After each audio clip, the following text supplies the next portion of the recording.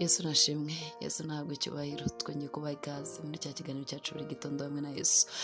Turabakunda, turabasengera kandi turanezerewe, twizeye ko Imana iri kumwe namwe, Uwiteka Imana arabarinze, nta kabuza ko Yesu ari mu ruhande rwanyu kandi arabahetse, ni ku mugongo w'Imana niho twibera. Uwahetse kandi imvi zizarinda ziburuye akimuhetse. Imana ishimwe cyane.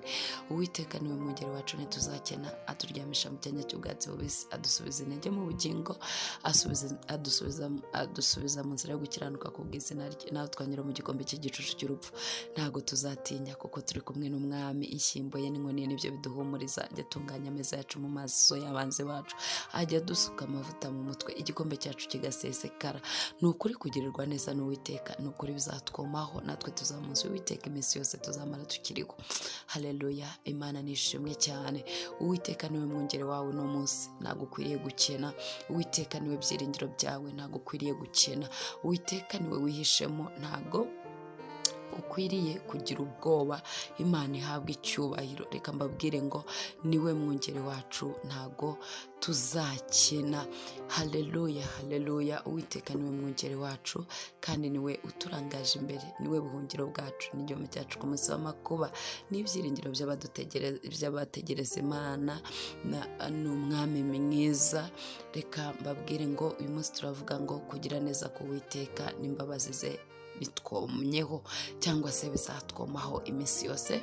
Reka twihute rero tujye muri ya Zaburi ya 23, nyivuzeho cyane kandi niyo twarimo tuvuga. Ku murongo wa 3 uravuga ngo ni ukuri kugirirwa neza n'imbabazi bizanyomaho iminsi yose nkiriho, nanjye nzaba mu nzu y'Uwiteka iteka ryose. Imana ishimwe cyane. Dawidi yabonye nta kindi akwiriye, nta kindi ashoboye. Dawidi yari umwami, Imana imukuye mu ishyamba imugize umwungeri w'abantu, ubundi yari umwungeri w'intama. Hanyuma abonye nta kindi yavuga, abonye nta kindi yakitura Imana, hanyuma arangije ahimba Zaburi aravuga ngo Uwiteka niwe mwungeri wanjye, ntabwo nzakena. Andyamisha mu cyanya cy'ubwatsi bubisi, anjyana iruhande rw'amazi adasuma. Ahangaha mwibuke ko Dawidi yanyuze mu gihe gikomeye cyane cyari kitamworoheye. Dawidi yanyuze mu gihe kigoye cyo guhunga Sawuli ubwo yashakaga kumwica. Yamuhoze imyaka myinshi rero, kuko bamusukaho amavuta. Yari afite imyaka mu muco wa Kiyuda itashoboraga kumwemera kuyobora, kuba yayoboraga bafite imyaka 30. Ariko ahunga Sawuli, Imana ibifite impamvu zayo bwite. Igeze ubwira Aburahamu, yaramubwira ngo mu gihe nk'iki umwaka utanzakugaruka, kuko aricyo gihe nashyizeho. Imana nishimwe cyane, nicyo gihe data aba yashyizeho. Ujye umugirira icyizere, akora ibyazi rero. Si uko Dawidi yarananiwe kuyobora, ariko hari amategeko ya sosiyete. Byabaye ngombwa rero ko ategereza icyo gihe. Muri icyo gihe ngo hari iki? Hari ishuri ry'Uwiteka Imana. Imana ishimwe. Sawuli yararimo amuhiga, Sawuli yararimo amwigisha. Dawidi yiga kubabarira, Dawidi yiga guca bugufi, Dawidi yiga kubaha abayobozi n'ibindi byinshi bitandukanye. Hanyuma rero ahangaha ntago batubwira icyo yari yahuye nacyo, ariko bigaragara ko ari isengesho ry'umuntu wahuye n'ikibazo kandi kitari cyoroshye, ikibazo gikomeye. Sinzi ibyo uri guhura nabyo muri iyi minsi, ntago nzi ntambara urimo kunyuramo muri iki gitondo. Ni igiki kiguhagaze imbere kikubereye nk'umusozi? Ni igiki kikugoye? Ni igiki gitumye wumva wihebye kandi uhagaritse umutima? Reka mbabwire ngo kugirirwa neza n'Imana cyangwa se kugirirwa neza n'imbabazi z'Uwiteka bizatwomaho. Niyo ntego yacu uyu munsi, komwaho n'imbabazi z'Imana, cyangwa se guhorana n'imbabazi z'Imana, guhorana n'ineza y'Imana, guhorana n'imbabazi zayo bigendana nawe iminsi yose. Ese bibyara iki? Yesu nashimwe cyane.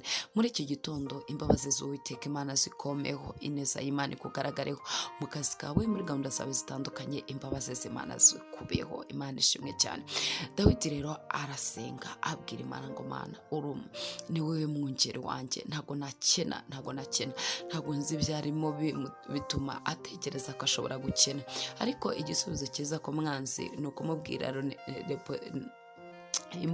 imbusane y'icyarimo akubwira. Nimba akubwiye kukena, ukamubwira ngo Uwiteka ni umwungeri wanjye, burya se nzakena.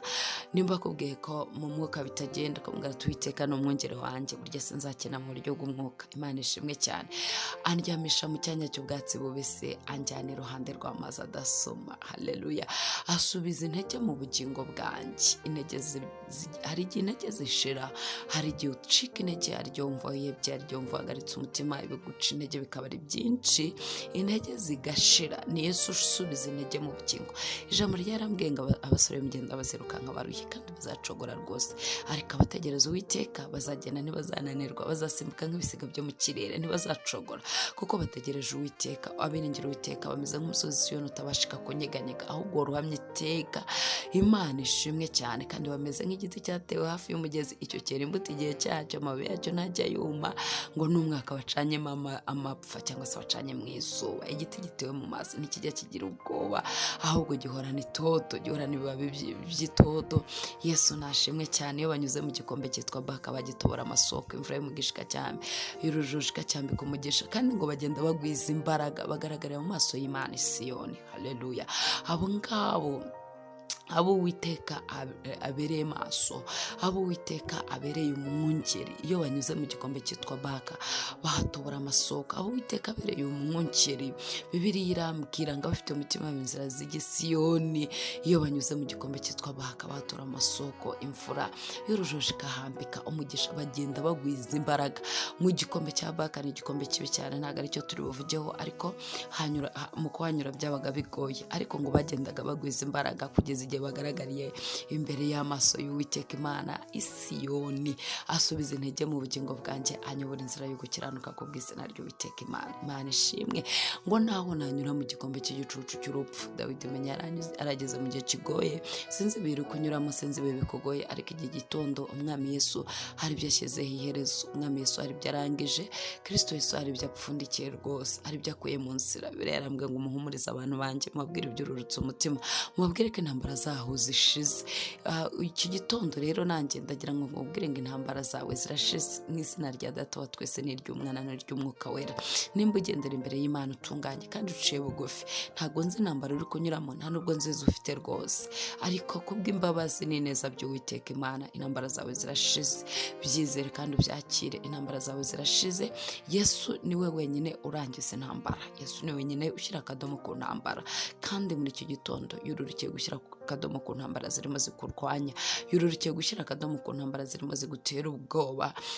Yesu niwe wenyine ujya utugirira neza. Niyo tunyuze mu gikombe cy'igicucu cy'urupfu, twanyura tudatinya ikibi cyose, kuko Uwiteka ari kumwe natwe. Inshyimbo n'inkoni ye nibyo biduhumuriza. Amen.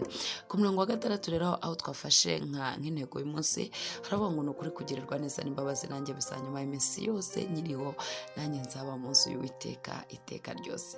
Hari icyo Dawidi yatuye Imana, yaravuze ngo nimba kugirirwa neza n'Imana bizanyumaho. Uzi ikintu nzakora?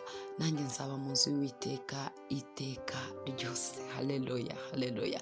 Nanjye nzaba mu nzu y'Uwiteka iminsi yose, nanjye nzahora muramya, nanjye nzahora muhimbaza, kuko imbabazi ze n'ineza ye binyumaho komaho. Ntabwo bigira igihe bimuvaho, nta nubwo bigira igihe bihinduka, nta nubwo bigira igihe bigenda, ahubwo bimwomaho iminsi yose. Rero nawe akavuga ati nzaba mu nzu y'Uwiteka. Ese we muri iki gitondo wumva ukwiriye kuba hehe? Ese we muri sinkubwira ngo ujye gutura mu rusengero, inzu rero muri iyi minsi inzu ni n'umutima wawe. Ese koko umutima wawe uratunganye, umutima wawe urejejwe ku buryo Uwiteka Imana ikubereye maso ikagushiraho imbabazi zayo n'ineza yayo, uyitura kuyikorera neza, uyitura kuyisenga, uyitura kwihana ibyaha, uyitura gukirininga inzu yawe kurimo urusengero rw'Umwuka wera, ntuzi ko ari wowe.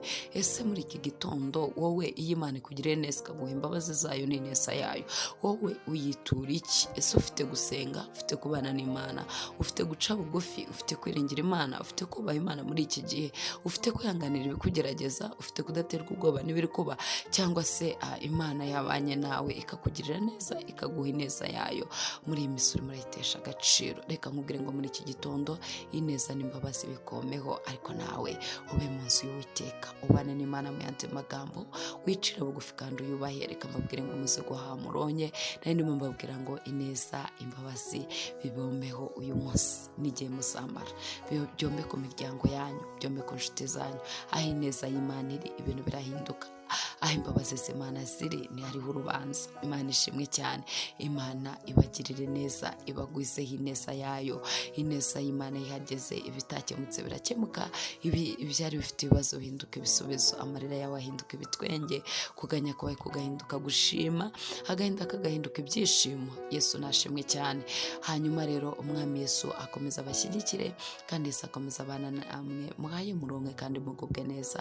Umwami Yesu nagendane namwe mu kazi, mu nshuti, mu bavandimwe, no mu rubyaro rwanyu, no mu bo mubana. Icyubahiro n'ikibi cyayo ubu n'iteka ryose. Amen. Shalom shalom. Imana ibahe umugisha.